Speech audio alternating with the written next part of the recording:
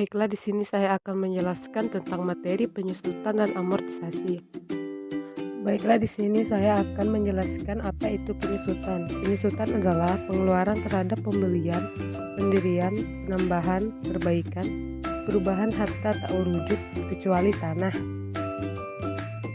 yang berstatus hak milik, hak guna bangunan, hak guna usaha, dan hak pakai yang dimiliki dan digunakan untuk mendapatkan, menagih, dan memelihara penghasilan yang mempunyai manfaat lebih dari 1 tahun. Dilakukan dalam bagian-bagian yang sama besar selama masa manfaat yang telah ditentukan bagi harta tersebut. Penyusutan biasanya dimulai pada bulan dilakukan pengeluaran, sedangkan untuk harta yang masih dalam proses pengerjaan penyusutannya dimulai pada bulan selesainya pengerjaan harta tersebut. Contoh, aset tetap yang nilainya menyusut adalah gedung, mesin, dan peralatan kantor. Metode penyusutan.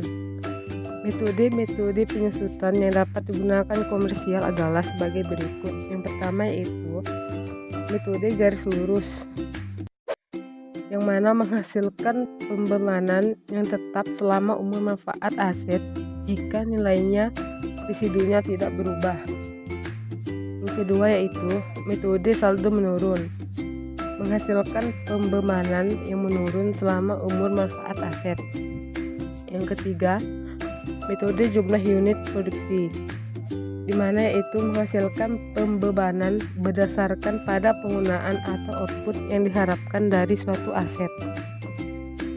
Metode penyusutan yang diperbolehkan menurut ketentuan perpajakan yaitu ada 2. Yang pertama, metode garis lurus untuk kelompok bangunan dan bukan bangunan. Yang kedua yaitu metode saldo menurun untuk kelompok bukan bangunan saja dan pada akhir periode masa manfaat disusutkan sekaligus. Penyusutan untuk tujuan fiskal menganut rules based. Metode penyusutan masa manfaat dan cara melakukan penyusutan aset harus mematuhi peraturan perpajakan. Kelompok masa manfaat dan tarif penyusutan.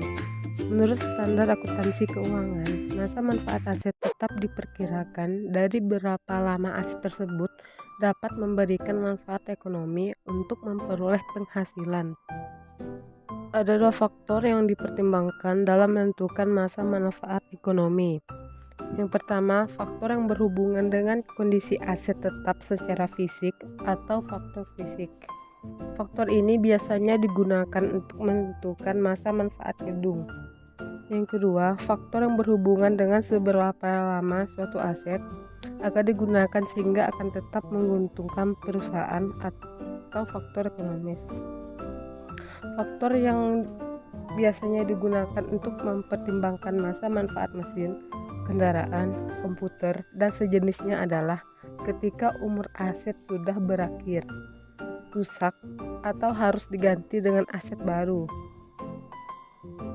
Sementara itu, untuk tujuan perpajakan, guna memberikan kepastian, Pasal 11 Ayat 6 Undang-Undang Pajak Penghasilan mengatur tentang masa manfaat harta berwujud untuk tujuan penyusutan fiskal. Masa manfaat ini terkait dengan kemampuan aset-aset tersebut untuk menghasilkan arus kas. Beberapa faktor memengaruhi masa manfaat satu aset, antara lain periode keusangan, permintaan, persaingan, teknologi, dan kepentingan hukum yang memengaruhi. Tabel tarif dan masa manfaat penyusutan fiskal. Kelompok harta berwujud. Yang pertama, bukan bangunan, kelompok 1, kelompok 2, kelompok 3, kelompok 4. 2 bangunan tidak permanen.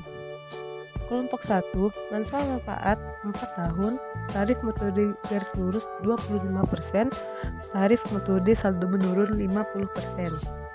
Kelompok 2, 8 tahun, tarif metode garis lurus 12,5%, tarif metode saldo menurun 25%.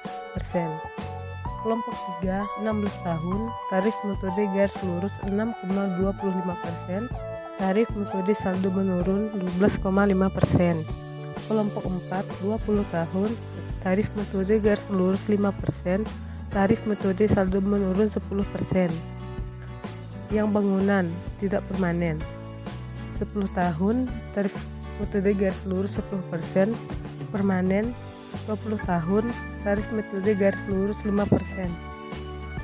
Selanjutnya itu adalah amortisasi, yang dimana amortisasi merupakan sebuah prosedur akuntansi yang dapat mengurangi nilai biaya dan aset aktiva tak berwujud secara bertahap dengan umur ekonomis yang terbatas melalui pembebanan secara berkala ke pendapatan. Amortisasi terjadi ketika wajib pajak melakukan pengeluaran untuk memperoleh harta tak berwujud dan pengeluaran lainnya termasuk biaya perpanjangan hak guna bangunan, hak guna usaha, hak pakai, yang dimana mempunyai manfaat lebih dari 1 tahun. Masa manfaat ini terkait dengan kemampuan aset-aset tersebut untuk menghasilkan arus kas.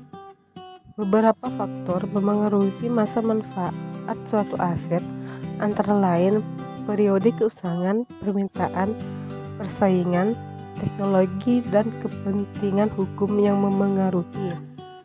Berdasarkan pasal 11 ayat 2 Undang-Undang Pajak Penghasilan, masa manfaat dari aset tak berwujud yang diamortisasi. Tabel tarif dan masa manfaat amortisasi fiskal. Kelompok harta tak berwujud, kelompok 1, kelompok 2, kelompok 3, kelompok 4. Masa manfaat kelompok 1 4 tahun, tarif amortisasi garis lurus 25%, tarif amortisasi saldo menurun 50%. Kelompok 2 8 tahun 12,5%, 25%. Kelompok 3 16 tahun 6,25%, 12,5%. Kelompok 4 20 tahun 5% dan 10%. Contoh perhitungan penyusutan. Yang pertama, metode garis lurus. PT ABC memiliki aset berupa gedung yang digunakan sebagai kantor. Gedung ini diperoleh pada 1 Januari 2019 dengan harga perolehan 1 miliar.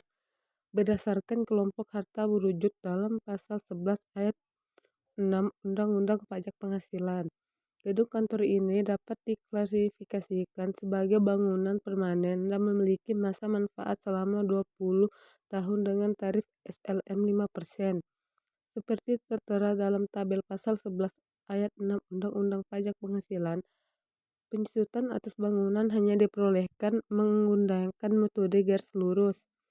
Oleh karena itu, perhitungan akumulasi penyusutan gedung kantor PT ABC pada tahun 2021 adalah sebagai berikut. Akumulasi penyusutan tarif dikali harga perolehan dikali jumlah tahun berjalan, 5% dikali 1 miliar dikali 3 tahun, hasilnya 150 juta. Dengan demikian, nilai penyusutan gedung kantor yang dicatat PT ABC pada tahun pajak 2021 adalah sebesar 50 juta, dengan total akumulasi penyusutan adalah 150 juta. Contoh perhitungan amortisasi. Metode garis lurus. PT GHI membeli hak lisensi dari WHO Ltd pada 2 Januari 2010 untuk memproduksi sepeda WHO selama 4 tahun dengan nilai 200 juta. Berdasar pada 11 ayat 2 Undang-Undang Pajak Penghasilan, hak lisensi ini termasuk dalam kelompok 1 dan PT GHI memutuskan menggunakan metode garis lurus untuk menilai amortisasi hak lisensi tersebut. Perhitungan akumulasi amortisasi hingga akhir tahun 2012 yaitu sebagai berikut. Akumulasi amortisasi tarif dikali harga perolehan dikali jumlah tahun berjalan, 25% dikali 200 juta dikali 3 tahun, hasilnya 150 juta. Dengan demikian, nilai akumulasi amortisasi PT GHI hingga tahun 2012 adalah sebesar 150 juta, dengan jumlah amortisasi per tahun adalah sebesar 50 juta.